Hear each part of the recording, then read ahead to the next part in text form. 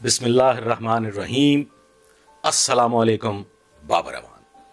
आज बात करनी है ज़ारा कत्ल केस पे और उसमें जो अहम पेशरफ्त हुई है उसके बारे में कुछ सवालात हैं जिनके जवाबात भी हम कोशिश करेंगे कि आप तक पहुंचाएं। एक सवाल ये है कि ज़ारा का खामंद कदीर शामिल तफ्तीश कर लिया गया है। दूसरा सवाल ये है कि एक नजूमी हिरासत में लिया गया है। बकौल मुल्ज़मा सुगरा के नजूमी ने कहा था कि आप पे आसेब का असर है, आप पे जादू टोना हो रहा है और वो जादू ख़त्म करने के लिए ज़ारा के बॉडी के टुकड़े मछलियों के खिलाने होंगे। इसी तरह से एक सवाल ये है कि मकतूला ज़ारा का खामंद कदीर अपनी माँ और अपनी बहन को माफ़ कर देगा। ख़वातीन हज़रात, ये सारे जो सवालात हैं इन पे बात होगी, लेकिन उससे पहले मैं केस के मुतालिक एक दफ़ा आप लोगों की यादाश्त ताज़ा करना चाहूँगा।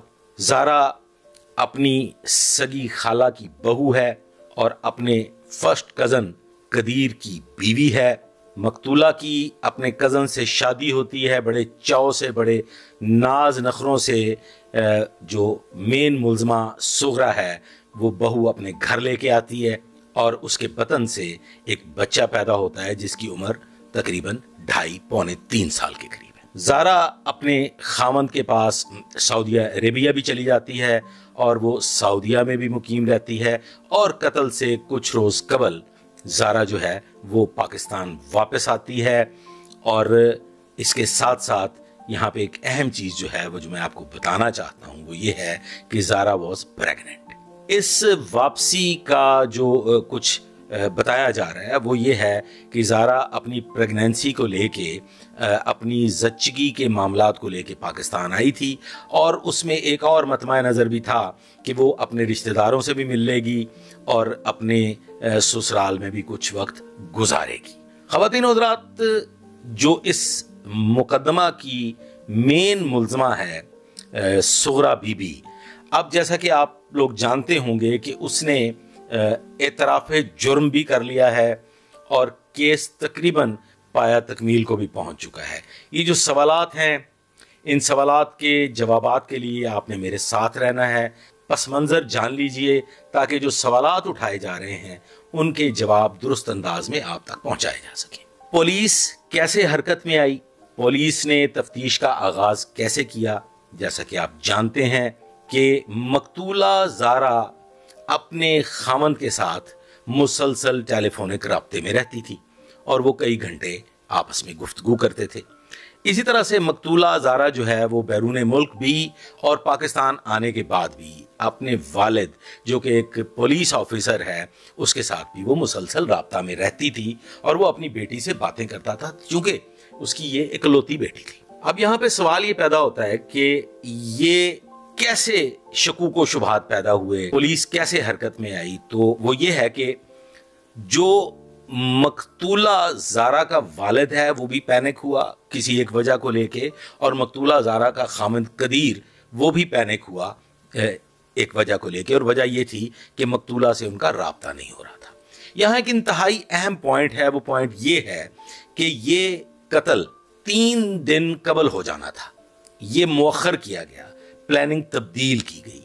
पहले ये कत्ल जुमा के रोज़ हो जाना था और उसके बाद ये शायद सैटरडे को भी हो जाता या संडे को भी होता, लेकिन सऊदिया में जुमे के दिन भी छुट्टी होती है, इतवार के रोज़ भी छुट्टी होती है और मकतूला का खामंद कदीर अपनी बीवी के साथ मुसलसल राब्ते में था, वो उससे टेलीफोनिक गुफ्तगू कर रहा था। लिहाजा मेन मुल्ज़मा सुगरा उसने जो भी गुफ्तगू की अपनी बेटी यास्मीन के साथ वो ये तय पाया कि ये कत्ल इन दिनों को गुजारने के बाद किया जाएगा। अब ख़वातीन हज़रात, ये जो कत्ल है इसकी जो एक कॉन्स्पिरेसी तैयार हो रही है, लाहौर में तैयार होती है। ये लाहौर में कैसे तैयार होती है कि मेन मुल्ज़मा सुगरा जो कि मकतूला ज़ारा की सास है और उसकी सगी खाला भी है, वो अपने एक करीबी रिश्तेदार से मिलने के लिए लाहौर जाती है। जैसा कि सुगरा कबल अजी भी अपने मोहल्लेदारों को, अपने दीगर रिश्तेदारों को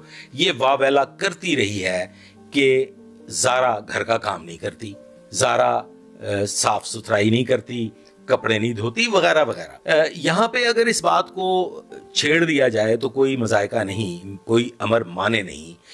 ज़ारा की कातला, उसकी खाला सुगरा, अपने घर किसी नौकरानी को लेके आई थी, या क्या वो ये सोच रही थी कि उसे मुफ्त में एक काम करने वाली मिल जाएगी? और ये कहाँ का इंसाफ है?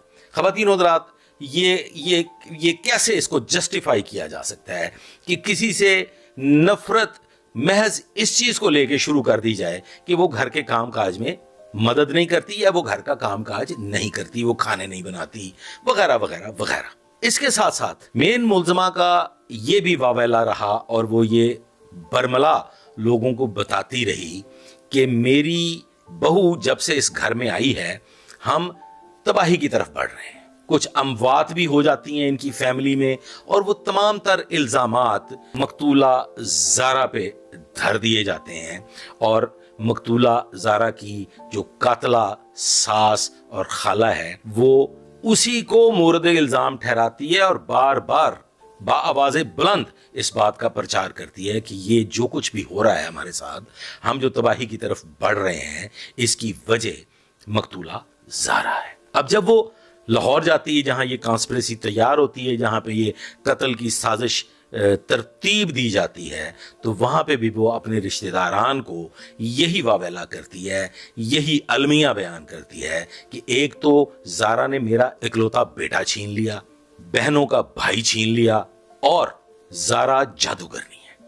ज़ारा घर के काम काज में भी दिलचस्पी नहीं लेती, वो खिदमत खातर भी नहीं करती, वो साफ सुथराई भी नहीं करती, वो कपड़े भी, वगैरह वगैरह, जो एक बहू पे अमूमी तौर पे देखने में आया है कि इल्जामात लगाए जाते हैं। अब सवाल ये पैदा हुआ कि वो जो रिश्तेदारान लाहौर में थे, उन्होंने जलती पे आग का काम किया। पंजाबी जटकी सी बातें हुई, और उन जटकी बातों में उन रिश्तेदारान ने, मैं ये समझता हूं कि उन रिश्तेदारान को भी शामिल तफ्तीश किया जाना जरूरी है, कि उन्होंने कहा कि फिर एहो जी नो नु ते वड़ देना चाहिए, एहो जी नो देते टोटे कर दो। अब ये जो ख़वातीनो हज़रात, ये जो चढ़त दी गई, ये बात जो वहां पे हुई, इसने मुल्ज़मा सुगरा बीबी को और मजबूत कर दिया। उसके अंदर जो गम और गुस्सा पाया जाता था, उसकी आग को मजीद भड़का दिया। वहां पे एक किरदार सामने आता है, ले पालक बेटा, उसी रिश्तेदार का नवीद। नवीद जो है, उसे लालच दिया जाता है, उसे कहा जाता है कि तुम्हें फ्रांस भिजवा दिया जाएगा, तुम्हारी माली मदद भी की जाएगी, और फिर उसकी माली इमदाद का आगाज भी किया जाता है इस सूरत में कि उसको कोई 10,000 रुपए इजी पैसा जायज कैश के जरिए भिजवा दिया जाता है। कातिल तैयार हो जाता है, और मकतूला की ये साजिश, ये कत्ल की साजिश किस तरह अंजाम पाती है वो भी मैं मुख्तसरन अर्ज कर देता हूँ। पहले जुमा, फिर हफ्ता, फिर इतवार, और फिर फाइनली वारदात के दिन कातला सुगरा बीबी नवीद को घर में बैकडोर से दाखिल करती है, छत के जरिए, और बालाई कमरे में एक जगह लाके उसे बिठा देती है, और वो वहां महवे इंतजार होता है।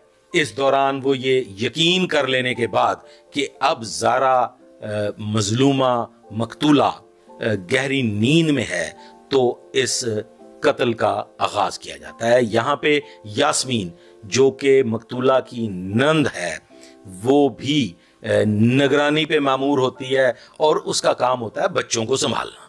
नवीद जो कि कातिल है, सुगरा बीबी जो कि कातला है, वो मकतूला ज़ारा के कमरे में एंटर होते हैं, और सुगरा बीबी ज़ारा जिसने कि अपने ऊपर कंबल या कोई चादरनुमा चीज़, कोई कंफर्ट वगैरह ओढ़ा होता है, तो वो उसी समेत उसके घुटनों पे बैठ जाती है। ख़वातीन हज़रात, आप अंदाज़ा लगा सकते हैं कि जब आप किसी के सीधे लेटे हुए शख्स के घुटनों पे बैठ जाते हैं, तो फिर उसके बाद वो दाएं बाएं करवट नहीं ले सकता, और गहरी नींद से बेदार होने के बाद कुछ देर हैरत से वो अपनी सास, अपनी खाला की जानिब देखती है, और इसी दौरान वो सफ़ाक कातिल नवीद उसके मुंह पे हाथ रख देता है ताकि वो शोर ना मचा सके, और फिर तकिए से उसका सांस घोंट दिया जाता है, उसकी सांस रोक दी जाती है, और सांसें रुक जाने के बाद कातलान ने जो स्पेशल अरेंजमेंट किया हुआ था कत्ल के आलात का, एक अदद टोका, एक अदद छुरी, जो कि उन्होंने करीबी एक शॉप से खरीदी थी, फिर उसको सान पे तेज भी करवाया गया था, बिल्कुल उसे शार्प एजेस उसके बनाए गए थे।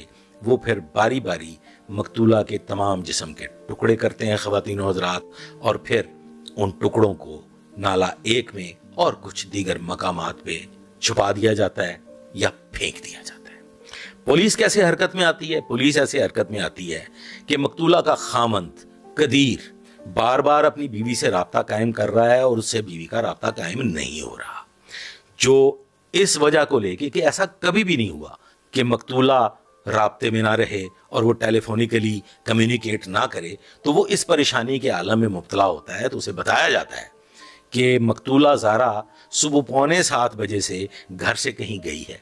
अब वो छोटा बच्चा जो घर में मौजूद है वो एक लम्हा फिक्रिया है कि वो घर कैसे मौजूद है। यहाँ पे कदीर अपनी ना तो किसी बहन से राब्ता कायम करता है ना किसी दीगर रिश्तेदार से। वो फौरी तौर पे अपने ससुर को गुजरांवाला फ़ोन करता है कि जनाब मैं बहुत परेशान हूँ, मैं टेंशन में हूँ, आप डस्का पहुँचिए और इस सारे मामले की खोज लगाइए कि आखिर हुआ क्या है। ज़ारा जो है वो राब्ते में नहीं है, उसका टेलीफोन ऑफ है। ख़वातीन और हज़रात, ज़ारा का वालिद जो कि पुलिस में ASI है, वो अपनी बेटी के ससुराल पहुंचता है। वहां सवालात और जवाबात होते हैं और उसे भी यही बताया जाता है कि ज़ारा सुबह 6:45 बजे की घर से कहीं गई है और अभी तक वापस नहीं आई। यहां वो सवाल करता है अपनी समधन से, अपनी साली से, मेन कातला सुगरा से कि ये जो बच्चा है ये घर पे कैसे मौजूद है, जबकि ज़ारा तो अपने बच्चे के बगैर एक पल भी नहीं रहती। उसका वो कोई मुनासिब जवाब नहीं देते। यास्मीन से भी सवालात किए जाते हैं, वो भी उसके कोई मुनासिब जवाब नहीं दे सकती। तो वो ASI साहब जो हैं, जो इस मुकदमा के मुद्दाई भी हैं, वो पुलिस से राब्ता कायम करते हैं। यहाँ पे आबिद रशीद DSP साहब जो हैं, जो कि बड़े ज़ीरक और बड़े समझदार पुलिस अफसर हैं, वो अपने SHO को, दीगर अमला को जाए वकूआ पे भिजवाते हैं और फिर अल सुबह खुद भी जाए वकूआ पे पहुंचते हैं। जाए वकूआ का कुछ आलम यह है कि वहां पे इतरियात की और खुशबुओं की कुछ इतनी शदीद बू मौजूद है जो कि अलार्मिंग है कि इतनी खुशबू घर में क्यों फैलाई गई। और फिर जब जायजा लिया गया मकतूला के कमरे का तो वो उसका ड्रेसिंग टेबल गर्दालूद था, उसका वहाँ पे जो एटमॉस्फेयर था वो कुछ इस किस्म का था कि वहाँ से कोई चीज़ भी राइट लेफ्ट नहीं हुई थी, ना अलमारी से कुछ हासिल किया गया था, ना कोई कपड़े हासिल किए गए थे। तो फिर इतने लंबे अरसे के लिए मकतूला का घर से गायब रहना समझ से बालातर था। बहरकैफ अव्वलीन सतह पे अगवा का मुकदमा दर्ज होता है, पुलिस टेक्निकल सपोर्ट हासिल करती है, मकतूला के मोबाइल का डेटा लिया जाता है। मकतूला के मोबाइल के डेटा से पता चलता है कि मोबाइल फ़ोन 6:45 नहीं बल्कि 9 बजे जाए वकूआ पे ही स्विच ऑफ किया गया। मतलब बताए गए वक्त से तकरीबन 2 घंटे बाद मोबाइल फ़ोन उसी मकाम पे कि जहां उसको कत्ल किया जाता है वहां स्विच ऑफ होता है। अब यहां पे पुलिस फिर शुकूक शुबात में मुब्तला हो जाती है और फाइनली CCTV फुटेजेस हासिल की जाती हैं। वहां पे बेशुमार कैमरास मौजूद हैं। उन कैमरास की मदद से यह पता चलता है कि इस घर में दाखिल होते हुए तो लोगों को देखा जा रहा है, लेकिन घर से बाहर जाते हुए कोई दिखाई नहीं दे रहा। तो ये एक बड़े सवाल को जन्म लेता है। यहाँ पे पुलिस तमाम घर के अफराद को, यास्मीन को और मेन कातला सुगरा को हिरासत में लेती है और उनकी फिर ना सिर्फ टेक्निकल अंदाज में बल्कि झटके देसी और जो रवायती तरीका तफ्तीश है वो अमल में लाया जाता है। और फाइनली ख़वातीन और हज़रात, इसमें जो एक चौथा किरदार है अब्दुल्ला, जो कि उसी घर का बच्चा है, उसको शामिल तफ्तीश किया जाता है। तो अब्दुल्ला तमाम कहानी खुल के बयान कर देता है और बताता है कि ज़ारा को मेरी नानी ने, मेरी वालदा ने और नवीद नामी शख्स ने कत्ल किया है और उसकी डेड बॉडी के टुकड़े कर दिए गए हैं और मैं भी, यानी कि अब्दुल्ला भी वो डेड बॉडी के टुकड़ों को डिस्पोज ऑफ करने में उनका साथी है और इस मुकदमा में शामिल है। अब ख़वातीन और हज़रात, फिर जब तमाम चीजें रोजे रोशन की तरह आया हो जाती हैं तो पुलिस डेड बॉडी को रिकवर करती है, जो कि नाला 1 से और कुछ 13 किलोमीटर के फासले से तमाम चीजें जो है वो पुलिस रिकवर कर लेती है। आलाते कत्ल भी रिकवर किए जाते हैं, फोरेंसिक साइंस लेबोरेटरी की मदद हासिल की जाती है और अब केस की तैयारी शुरू हो जाती है। इस मकाम पे मैं उन सवालात के जवाब देना चाहूंगा जो कि इंतहाई जरूरी है। मेरे चंद यूट्यूबर भाई जो कि सोशल मीडिया पे और दूसरे प्लेटफॉर्म्स पे बैठ के ज़ारा कत्ल केस को मुसलसल डिस्कस कर रहे हैं।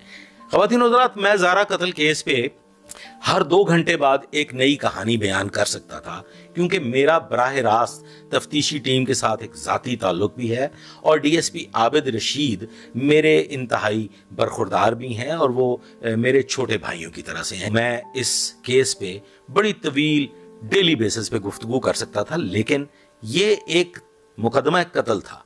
पुलिस की तफ्तीश मुकम्मल होने से पहले इस पे भांत भांत की बोलियां बोलना और कहानियां सुनाना शायद मुझे जेब नहीं देता था। जो सवालात पैदा हुए हैं कि कदीर को शामिल तफ्तीश कर लिया गया, कहानी है, झूठ है, इसमें कोई सदाकत नहीं है।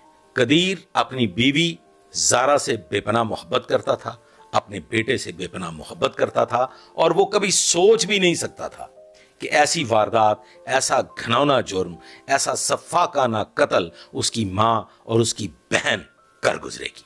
ये तो सवाल, इसको आप क्लियरली इस पे क्रॉस लगा दीजिए। अब आ गई बात नजूमी की। कहानी है, ये महज अटेंशन गेन करने के लिए, नई नई कहानियां बयान करने के लिए अवाम नास को ये भी कहानी घड़ी गई है। इसमें कोई नजूमी शामिल नहीं है। किसी नजूमी ने किसी सूरत में कोई ऐसी स्टेटमेंट नहीं दी कि जिसमें उसने ये कहा हो या किसी नजूमी ने कुछ भी इस मामले में कहा हो। तो ये भी एक कहानी है जो अवाम नास तक पहुंचाई जा रही है। अब तीसरी बात जो एक सवाल उठाया जा रहा है वो ये है कि कदीर मकतूला का खामंद अपनी मां को और अपनी बहन को माफ कर देगा और ज़ारा को इंसाफ कैसे मिलेगा। ख़वातीन और हज़रात, ज़ारा को इंसाफ मिलेगा। अब हम केस की फाइनल स्टेज पे डिस्कस कर लेते हैं, जबकि तमाम चीज़ें क्लियर हो चुकी हैं। अब आइंदा जो चीज़ें बकाया हैं वो भी मैं आपके गोशगुजार कर देता हूँ। इस केस को बड़ी एहतियात के साथ डिस्ट्रिक्ट प्रोसिक्यूटर की ज़ेर निगरानी तैयार किया जा रहा है। इस केस में तमाम एविडेंसेस, तमाम शहादतें ऐन कानून और ज़ाब्ते के मुताबिक इकट्ठी की जा रही हैं। मकतूला ज़ारा की डेड बॉडी के पार्ट्स हैं, वो मुल्ज़मान की निशानदेही पे, मेन मुल्ज़मा की निशानदेही पे जिस जिस जगह पे डंप की गई थी वहाँ से पॉइंटेशन पे रिकवर की गई हैं। तमाम बॉडी पार्ट्स का आपस में DNA हो रहा है कि ये एक ही जिस्म के बॉडी पार्ट्स हैं। उसके बाद जो दूसरी चीज इसमें फोरेंसिक साइंस लेबोरेटरी ने जाए वकुआ से जो आलाते कत्ल बरामद किए हैं उस पे केमिकल, वो एक खास तरीका होता है, खास रोशनी होती है, उसके जरिए चेक किया तो उस पे भी स्टेन्स मौजूद थे ब्लड के। वो भी फोरेंसिक साइंस लेबोरेटरी की टीम ने, PFSA ने बतौर सबूत इकट्ठा करके जमा करके बराए तजिया लेबोरेटरी भिजवा दिए गए हैं। उसके बाद जाए वकुआ से, बाथरूम से और दीगर मकामात से जो ब्लड स्टेन्स मिले हैं वो भी पुलिस ने PFSA की मदद से ऐन कानून और ज़ाब्ता के मुताबिक रिकवर कर लिए हैं और वो भी PFSA लेबोरेटरी बराए तजिया भिजवा दिए।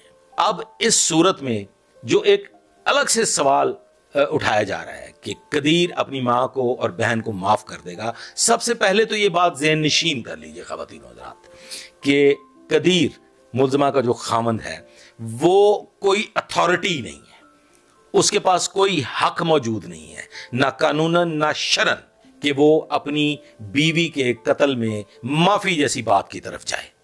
फिर उसके बाद अगली जो सूरत है वो ये है कि अब नए कवानीन की मौजूदगी में, नए कवानीन की रोशनी में मुद्दई मुकदमा जो कि मकतूला का हकीकी बाप है वो भी मुल्ज़मान को माफ नहीं कर सकता। तो इस केस को पुलिस प्रोसीड करेगी, अदालत में तमाम तर एविडेंस जो है वो पुलिस पहुंचाएगी और पुलिस ही इस केस की पैरवी कुनिंदा होगी। नए कानून की मौजूदगी में कदीर का मैंने आपको पहले बता दिया कि उसके पास तो कोई अथॉरिटी नहीं है कि वो माफ़ी तलाफ़ी की तरफ जा सके, किसी खून बहा की तरफ जा सके। तो दूसरी सूरत में वालिद, जिसके पास पहले इस नए कानून के मार्ज़ वजूद में आने से पहले शायद ये इख्तियार मौजूद था कि वो मुल्ज़मान को, इल्ज़ाम अलैहान को खून बहा की सूरत में या किसी दीगर शक्ल में माफ़ी दे देता, जिसकी गुंजाइश ख़त्म हो चुकी है। अब मकतूला ज़ारा का केस बाकायदा अदालत में प्रोसिक्यूट होगा और अब तक की मालूमात के मुताबिक, मेरी तमाम तर तहकीक के मुताबिक, केस बेहतरीन तरीका से तैयार किया गया है, सबमिट टू कोर्ट होगा और मुल्ज़मान को करार वाकई सजा मिलेगी, बल्कि सख्त तरीन सजाएं दी जाएंगी।